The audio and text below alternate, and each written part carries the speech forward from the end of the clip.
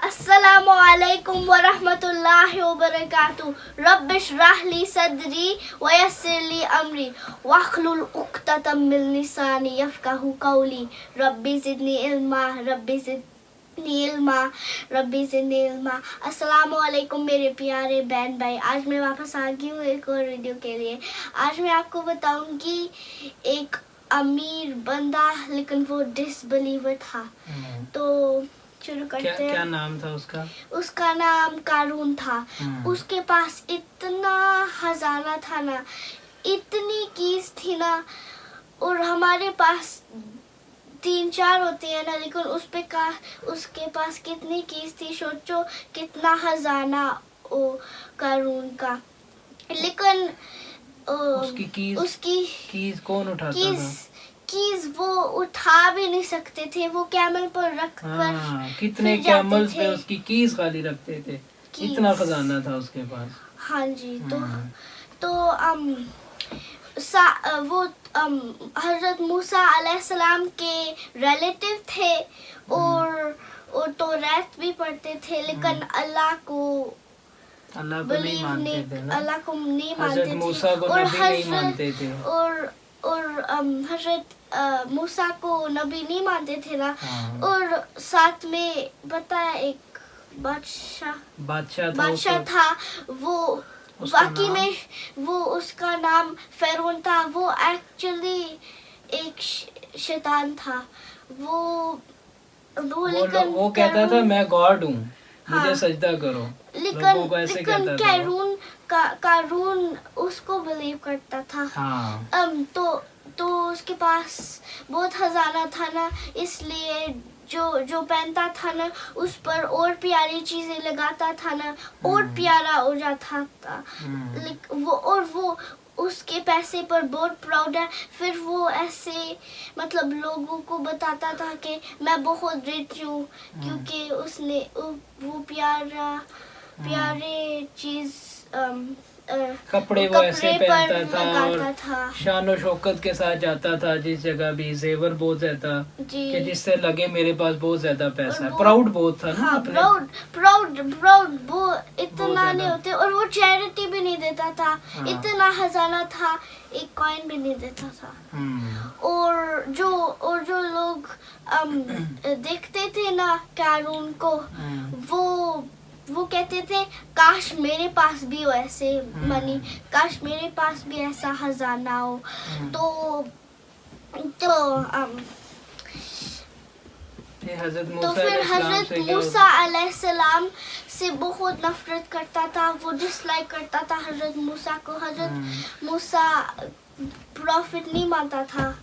اور وہ کیا کہتا تھا, اللہ تعالیٰ مجھے پسند کرتے ہیں اس لیے مجھے اتنی دولت دی ہے. ہاں, وہ کہتا تھا کہ اللہ تعالیٰ مجھے لائک کرتے ہیں نا, اس لیے اتنا پیسہ دیا. لیکن پھر حضرت موسیٰ نے بولا قارون کو کہ اللہ نے یہ پیسہ نہیں دیا کہ پیار کرتے, اللہ نے یہ پیسہ دیا حالی آپ کے ٹیسٹ کے لیے, آپ کو ٹیسٹ کرنے.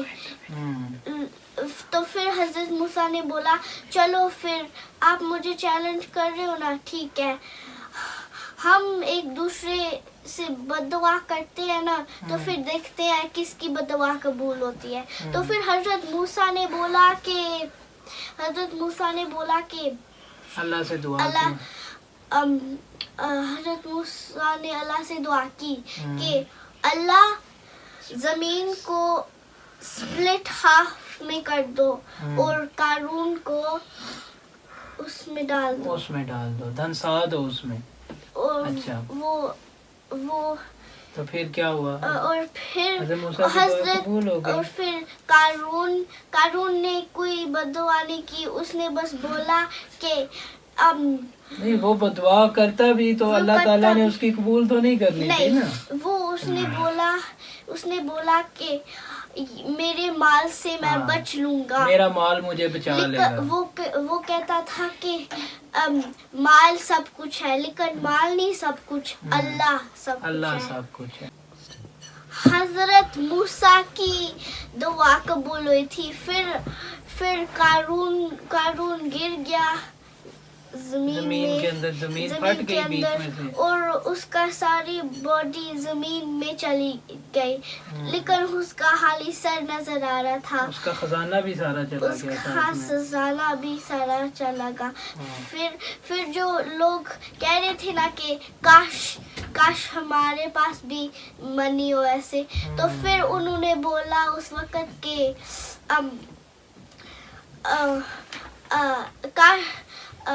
وہ پھر اللہ کا شکر ادا کرنے لگے کہ ہم اس کے ساتھ نہیں تھے۔ شکر ہے کہ ہمارے پاس اتنے پیسے نہیں تھے، ورنہ ہم ابھی قارون کا جیسا ہوتے۔ تو یہ سٹوری تھی قارون کی۔ بہت اچھے، ویری گڈ، ماشاء اللہ اشال فاطمہ۔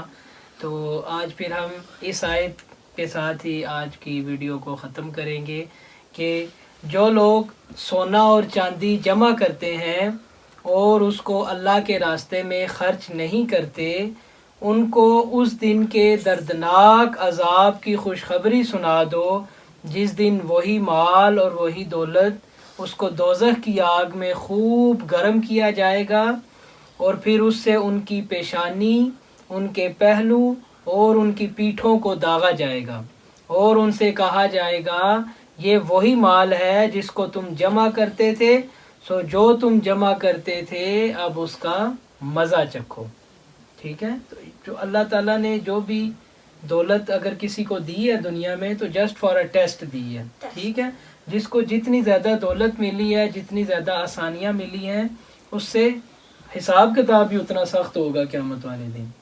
ٹھیک ہے، اس کو اپنی ایک ایک چیز کا حساب دینا پڑے گا، میں نے کہاں کہاں پہ دولت خرچ کی ہے، کہاں کہاں پہ اپنا مال لگایا۔ لیکن اگر اچھے بندے کو ملے نا ایسا خزانہ تو پھر وہ ٹیسٹ کو فالو کرے اور چیریٹی کرے، غریب لوگوں میں زیادہ سے زیادہ وہ اپنی دولت کو بانٹے۔ ٹھیک ہے، لوگوں کو کھانا کھلائے، لوگوں کی مدد کرے۔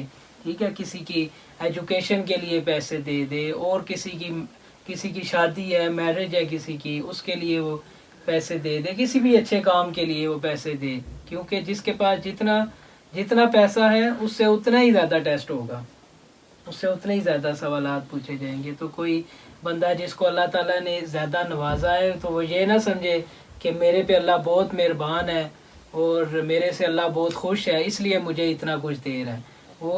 وہ دل میں یہ خیال کریں کہ یہ ایسا تو نہیں ہے کہ اللہ میرے سے ناراض ہے اس لیے مجھے اتنا کچھ دے رہا ہے۔